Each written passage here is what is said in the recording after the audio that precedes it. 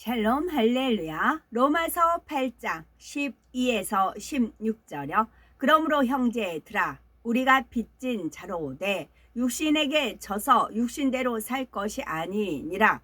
너희가 육신대로 살면 반드시 죽을 것이로되 영으로서 몸의 행실을 죽이면 살리니 무릇 하나님의 영으로 인도함을 받는 사람은 곧 하나님의 아들이라. 너희는 다시 무서워하는 종의 영을 받지 아니하고 양자의 영을 받았으므로 아바 아버지라고 부르짖느니라. 성령이 친히 우리의 영과 더불어 우리가 하나님의 자녀인 것을 증언하시나니. 아멘. 성령의 음성 주관 인도. 첫 번째, 성령의 음성을 듣고 주관받고 인도받는 법에 대해서 살펴봅니다. 성령의 인도를 받으면 범사에 형통하고 어떤 길이든 쉽게 갈 수가 있습니다. 성령의 음성을 듣고 주관 인도받는 법에 대해서 살펴보겠습니다. 우리가 살다 보면은 참으로 다양한 상황들을 만날 것입니다. 그래서 무엇이 하나님의 뜻일까? 어떤 길이 형통한 길일까라고 고민하게 되지요. 이럴 때마다 정확한 답을 얻는다면 얼마나 시원하겠습니까? 성령의 인도를 받으면 어렵지 않게 답을 얻을 수가 있습니다. 요한복음 14장 26절에 보혜사 곧 아버지께서 내 이름으로 보내실 성령 그가 너희에게 모든 것을 가르치시고 내가 너희에게 말한 모든 것을 생각나게 하시리라 말씀한 대로 보혜사 성령이 가르쳐 주시기 때문입니다. 첫째, 하나님의 자녀라면 아버지 하나님과 교통해야 되겠지요. 우리가 하나님의 자녀로서 하나님과 교통하는 것은 매우 자연스러운 일입니다. 교통한다는 말에는 소식이나 정보를 주고받는다, 관계를 맺는다, 사귄다 라는 뜻이 있지요. 가정에서 아버지와 자녀들이 교통하는 것이 당연하듯 하나님의 자녀들이 아버지 하나님과 교통하는 것 또한 당연하지요. 그런데 어떤 사람들은 특별한 사람들만이 하나님과 교통할 수 있다고 생각합니다. 하나님과 교통한다고 하면 이상하게 생각하기도 하지요. 물론 교통하는 방식에 따라 특별한 사람에게만 허락되는 경우도 있지만 성령의 인도를 받는 것은 하나님의 자녀라면 누구나 누릴 수 있는 권한입니다. 로마서 8장 14에서 15절에 무릇 하나님의 영으로 인도함을 받는 그들은 곧 하나님의 아들이라. 너희는 다시 무서워하는 종의 영을 받지 아니하였고 양자의 영을 받았으므로 아바 아버지라 부르짖느니라 했지요.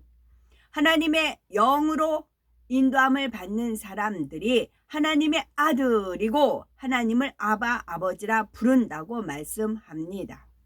주님을 영접하고 하나님의 자녀가 되었는데도 하나님과 교통하지 못하면 전과 다를 것이 없습니다. 예를 들어서 어떤 사람이 돌아가신 줄만 알았던 아버지를 만난 후에도 아버지와 교류가 전혀 없다면 그 전과 별반 다를 것이 없지요. 마찬가지로 아버지 하나님과 교통하지 않으면 옛 습관대로 범사에 자기 생각을 쫓습니다. 여전히 자기 한계 안에서 살게 되지요. 예를 들어서 사업을 해도 자기 노하우와 능력 안에서 하므로 그 이상의 큰 이윤을 남기기가 어렵습니다. 사람의 능력 밖의 일에 대해서는 속수무책일 수밖에 없지요. 앞일을 꿰뚫어 볼 수 없기 때문에 예상치 못한 재앙을 만나거나 악한 사람의 쾌계에 쏘가 손해를 보기도 합니다. 그러나 하나님과 교통하는 사람은 전지전능하신 하나님의 인도 안에서 풍성한 축복을 받을 수가 있습니다. 하나님께서 주관하시는 대로 행하기만 하면 설령 재앙이 온다고 해도 능히 피할 수가 있고 축복받는 길을 알아서 그 길로만 갈 수가 있지요. 일터뿐 아니라 가정도 항상 평안합니다. 하나님 나라를 이룰 때는 더더구나 하나님과 교통을 이루는 것이 중요하지요. 하나님의 일은 영적인 일입니다. 하나님과 교통하는 사람이 내는 열매와 교통하지 못하는 사람이 내는 열매는 하늘과 땅 차이입니다. 예를 들어서 성도의 가정을 신방할 때 하나님과 교통하는 사람은 그 가정에 합당한 말씀을 주관받습니다. 주관받은 말씀을 전하면 하나님께서 역사하시지요. 반면에 하나님과 교통하지 못하는 사람은 자신이 알고 있는 상황에 맞추어서 말씀을 생각해 냅니다. 가령 이 집은 부부 사이가 안 좋으니 서로 사랑하라는 말씀을 전해야겠다 하고 자기 생각 속에서 말씀을 전하지요. 그러나 이렇게 서로 사랑하라는 말씀을 전한다고 해서 서로 미워하던 부부가 사랑할 수 있게 되는 것은 아닙니다.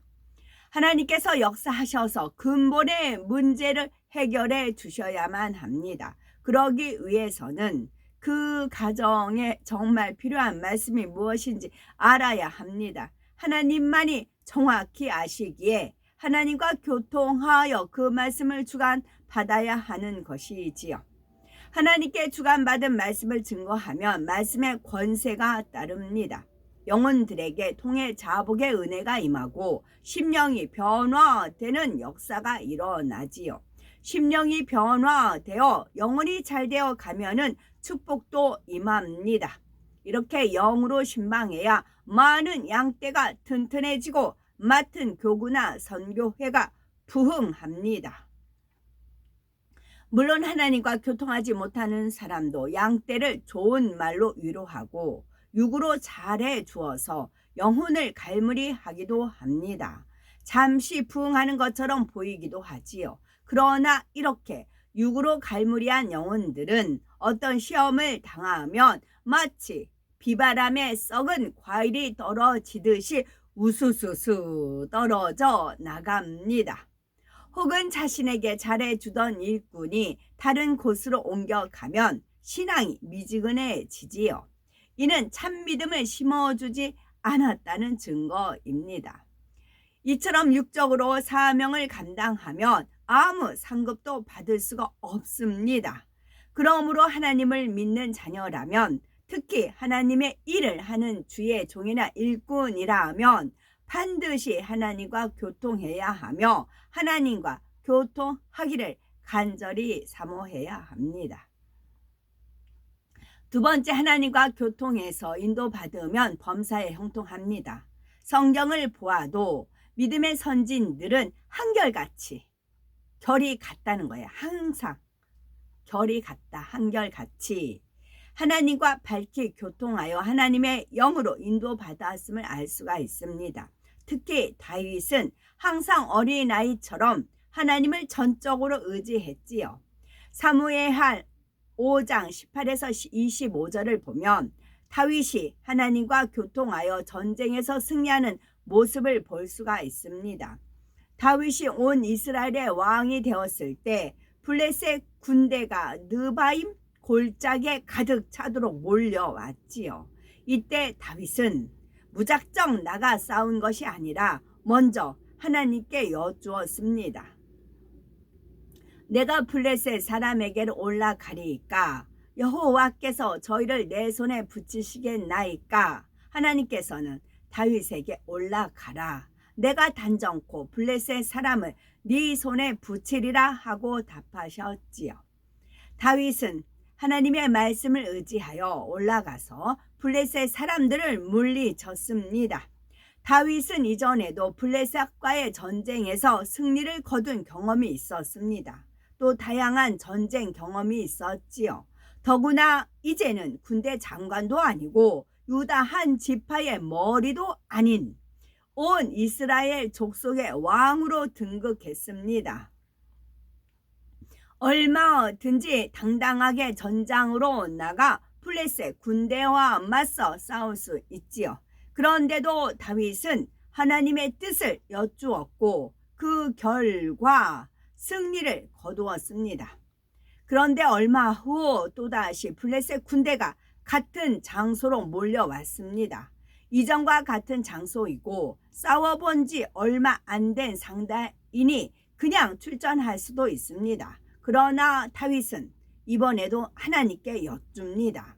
그러자 이번에는 하나님께서 다른 방법을 알려주십니다.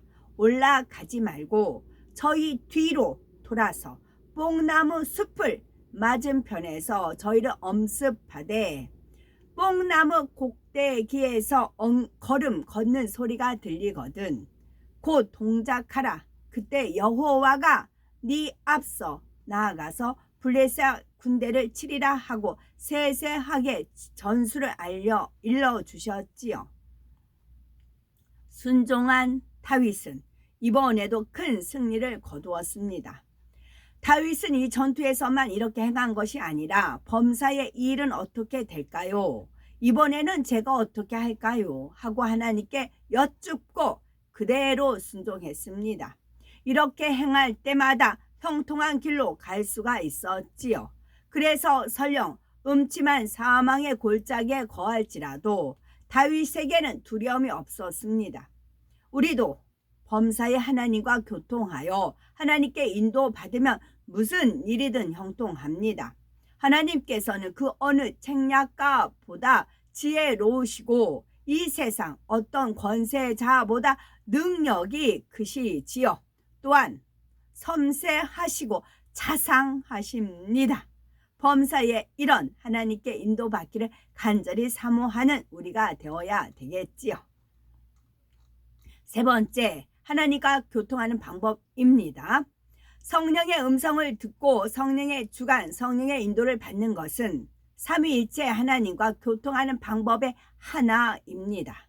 그렇다면 성령의 음성은 어떻게 들리는지, 주관은 어떻게 오는지 이해할 수 있도록 먼저 하나님과 교통하는 방법들에 대해서 살펴보겠습니다. 하나님과 교통하는 방법에는 아버지 하나님의 음성이나 주님의 음성, 천사의 음성을 듣는 경우가 있습니다. 성경에 보면은 아브라함이나 모세, 사무엘 선지자가 자신에게 친히 말씀하시는 하나님의 음성을 듣고 대답하는 장면들이 나옵니다. 또한 사도 바울은 다메섹으로 가던 길에서 주님의 음성을 듣고 회심하는 체험을 했지요. 사도 요한은 계시록을 기록하면서 주님의 음성을 듣고 그 음성이 많은 물소리와 같다라고 표현을 했습니다. 동정녀 마리아가 성령으로 예수님을 잉태할 때는 직접 천사를 만나 천사의 음성을 들었지요. 그 밖에도 성경 곳곳에는 하나님의 사람들이 영의 음성을 듣는 장면이 자주 나옵니다. 그렇다면 이런 하나님의 음성이나 주님의 음성, 천사의 음성은 성령의 음성과 어떻게 다를까요? 이런 음성들은 외부로부터 들려오지만 성령의 음성은 각 사람의 마음 안에서 들려옵니다. 그런데 우리가 어떤 음성을 들었다면 그것을 잘 분별하셔야 합니다.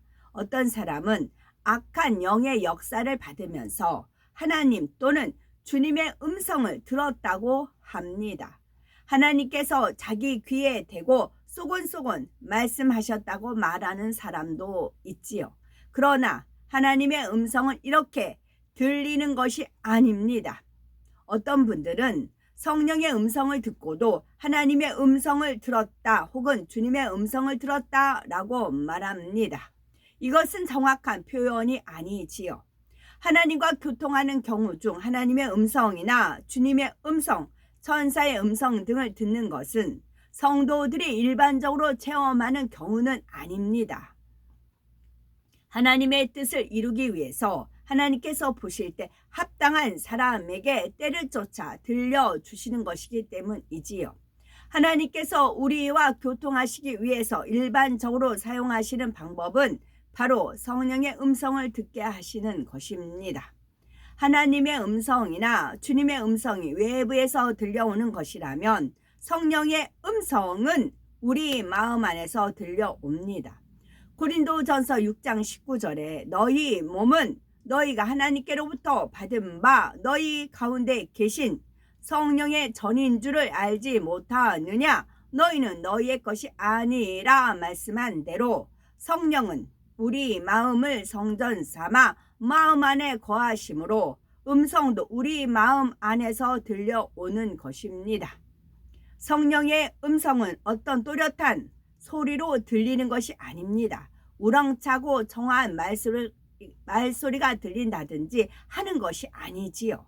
그러나 정확하게 들을 수만 있다면 성령의 음성처럼 섬세하고 확실한 음성도 없습니다. 길을 가다가 순간적으로 그런 선택을 한다면 정반대 방향으로 가기도 하고 전혀 엉뚱한 곳에 이르기도 합니다. 원래 가려던 곳을 다시 찾아가려면 시간과 수고가 더 들지요.